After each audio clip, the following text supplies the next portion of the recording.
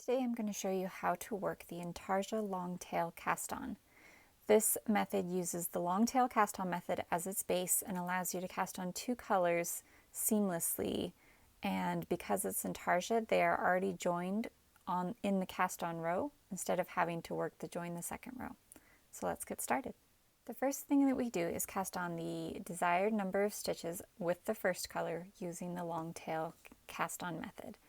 Now, there are several different ways to start the long tail cast on method. It can be started with a slip stitch, which is worked by twisting a little circle of the yarn, reaching through, grabbing one of the tails and pulling it through. This creates a slip stitch that can be changed in size. So if you're choosing to work a slip stitch, you would slip that onto your needle, cinch it up next to the needle, and then using the long tail method, you would cast on your desired number of stitches. Another way to start the long tail cast on method is without the slip knot. And I do this by laying the yarn over my index finger and thumb, laying my needle right on top, and then twisting the needle so that the yarn wraps around it. And then you're already in position over the thumb and index finger to begin your long tail cast on. Starting this way means that there's no knot on that first stitch. That is personal preference and up to you. Sometimes I leave the knot, sometimes I do it this way. We will continue with it this way since we've already started. So you'll start and cast on the desired number of stitches for your first color. Let's say 6. 1, 2, 3, 4, 5, and 6. Okay, so now I have 6 colors of my first, or 6 stitches of my first color, and now we're going to add the second color. Now, most Intarsia cast-ons will just have you kind of leave this part and then do a second long tail cast on with the next color and work the desired number of stitches there. The problem with it is that it ends up leaving you with a gap between the two colors, and that gap is closed by working back on the second row. Then you tighten up the gap, but you're still left with kind of an opening at the bottom of your Intarsia that has to be closed up later on. So with this method, this allows you to seamlessly get rid of that gap on the cast on row. So I've got my first 6 stitches in green. My next stitches are going to be in yellow. Now, if you're choosing to use the slip knot method, which for this cast on, I do think this part is easiest with a slip knot. So I make a slip knot out of my yellow. And you want this opening to be big enough that it can slide over whatever type of needle. If you're using a circular needle, you'll just slide it from the other end. If you're using a straight needle, this slip knot, instead of going on the left hand tip of the needle, will go on the right hand end of the needle, and you will slide it all the way over to the left hand side of the stitches that are previously cast on. Now before I cinch it up, I want to make sure that I take these green yarns from my first color and hold them parallel to the needle, almost as if they become part of the needle. And then you will cinch up this yellow knot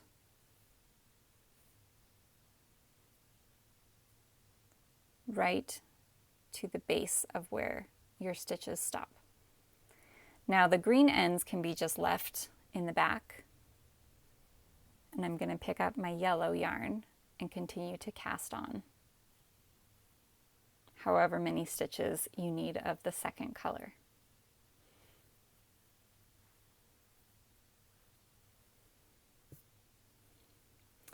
Now the cinch of the yellow locks that green color inside the slip knot. And so now when we turn to work back across the stitches, this green end is already locked into the yellow and you can proceed with Intarsia as normal. Now that we've cast on our desired number of stitches in both colors, I'm going to show you how to work the next row in Intarsia and show you how those two colors interlock with each other. Let's make sure I've got my yellow end.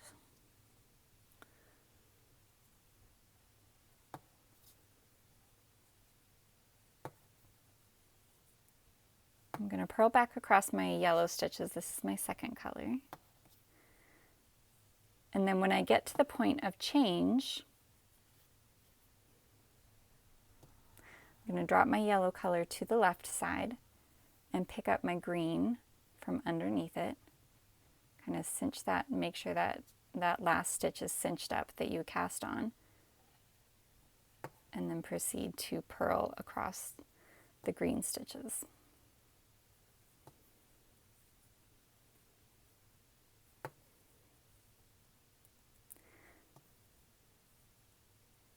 The nice thing about this method is that it interlocks your colors from the very beginning so that you don't have to go back and close up a gap between the two colors. One thing I want to note real quick is I did not use the slip knot method of long tail cast on for the green color, but I did for the yellow, and you can see that little slip knot right there at the bottom. I'm going to show you one more time without the slip knot for a different variation so you can see how that looks. Okay, so now I've cast on my first 6 stitches of the first color without the slip knot to start. And I'm about to join my second color. So since I'm not using a slip knot, I need to at least have a twist. So I'm going to twist this yarn and then just kind of pinch that opening there. I'm not making a knot, I'm just making a loop. Your needle will go inside the loop so that the loop effectively comes over the top of your previously cast on stitches. Pull it right up to that last stitch. Make sure that the green or your first color tails are inside the loop, and then just tighten the loop up right around the green yarn. Kind of pull that snug and keep the green yarn out of the way. I just kind of tuck it in the back like that, my first color.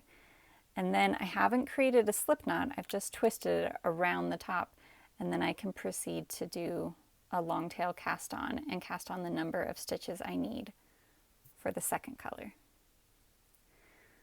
So now all of my stitches are cast on, but there are no knots, no little bumps. And then when I work back the other way, my 2 colors are already intertwined on the cast on. That's how to do the Intarsia long tail cast on method. I hope that's helpful.